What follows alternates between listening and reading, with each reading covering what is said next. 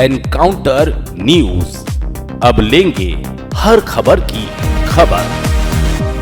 नमस्कार, encounter news में आपका स्वागत है। अब नजर डालते हैं इंदौर की आज की प्रमुख खबरों पर।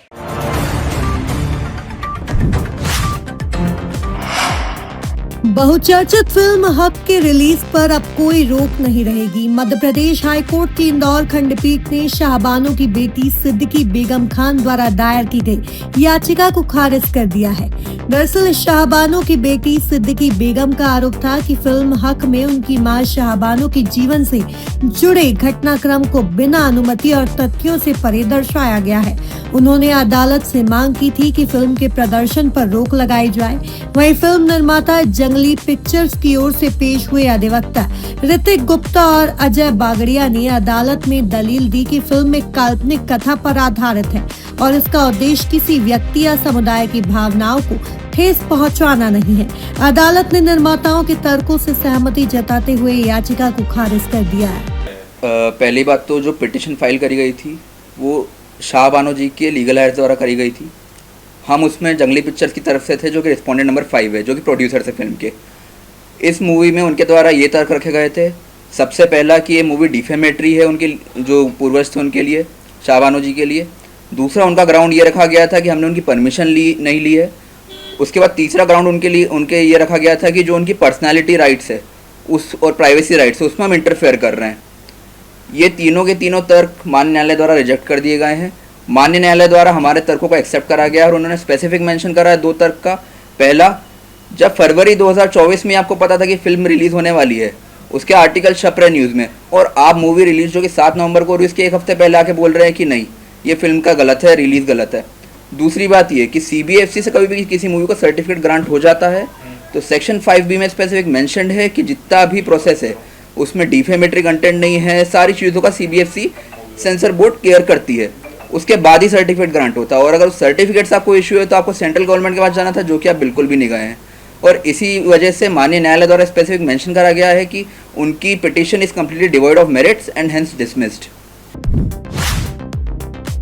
इंदौर में सड़क सुरक्षा को ध्यान में रखते हुए यातायात विभाग ने बिना हेलमेट दोपहिया वाहन चलाने वालों के खिलाफ सख्त कार्रवाई शुरू की है।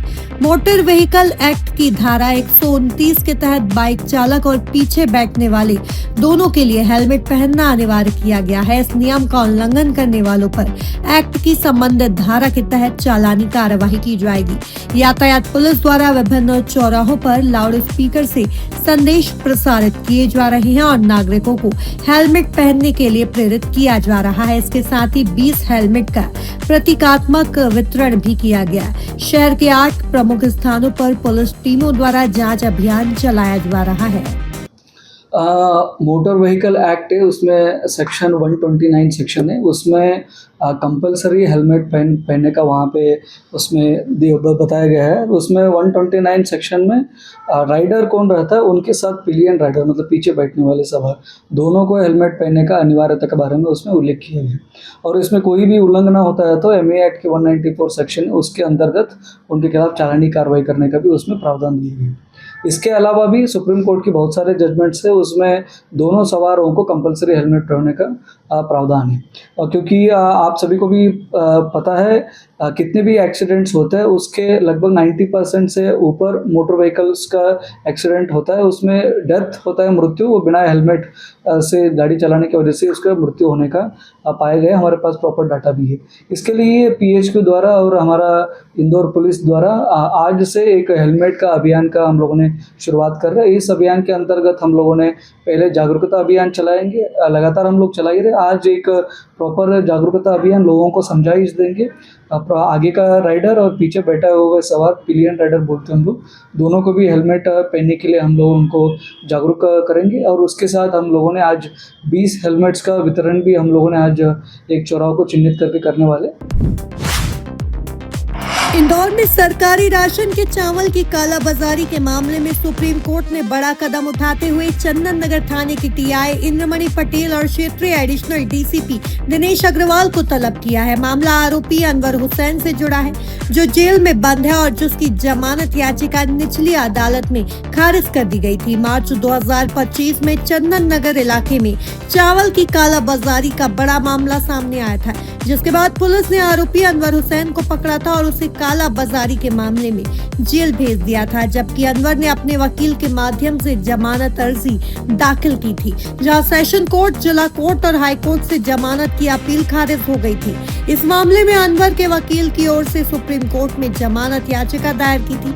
शासन की ओर से कोर्ट में ऐसा शपथ पत्र पेश किया गया जिसमें आरोपी पर 8 आपराधिक प्रकरण दर्ज बताए गए, जबकि हकीकत में केवल 4 मामले दर्ज है। इस गंभीर गलती के बाद सुप्रीम कोर्ट ने सख्त नाराजगी जताई और सवाल उठाया कि जब 4 मामलों में आरोपी का नाम ही नहीं है तो झूठे आंकड़े अदालत में क्यों दिए गए। इस पर क्षेत्र के एडिशनल डीसीपी दिनेश अग्रवाल और टीआई इंद्रमणि पटेल दोनों को नोटिस जारी कर व्यक्तिगत रूप से उपस्थित होकर स्पष्टीकरण देने को कहा गया है।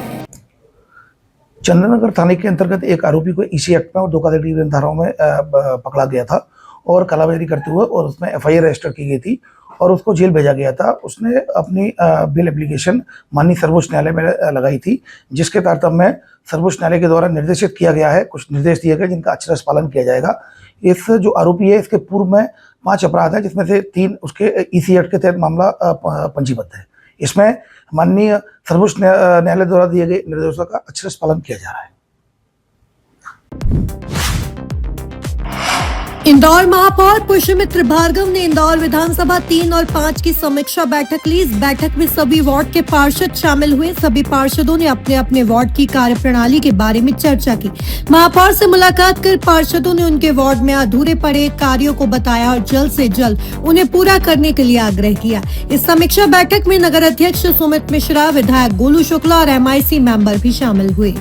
वार्डों के विकास कार्यों की समीक्षा इंदौर नगर निगम लगातार जिन विकास कार्यों पेचवर्क लगातार जारी है, उसकी कैपेसिटी, उसमें मजदूर और उसमें लोड बढ़ाने के निर्देश हमने दिए।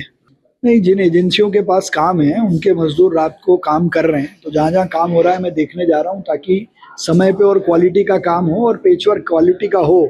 ये अधिकारियों की भी जिम्मेदारी की वो उसको चेक करें और वो लगातार उसको चेक कर भी रहे। ये BRTS विधानसभा वार समीक्षा का काम हमने परसों से शुरू किया है। विधानसभा 1 के बाद विधानसभा 3 और अब विधानसभा 5 की समीक्षा जारी है, जिसमें पार्षदों के क्षेत्र में हो रहे विकास कार्य, नगर निगम के हेडक्वार्टर से होने वाले जो बड़े काम है, संजीवनी क्लिनिक है, योगा शेड है, मजदूर शेड है, इन सब कामों का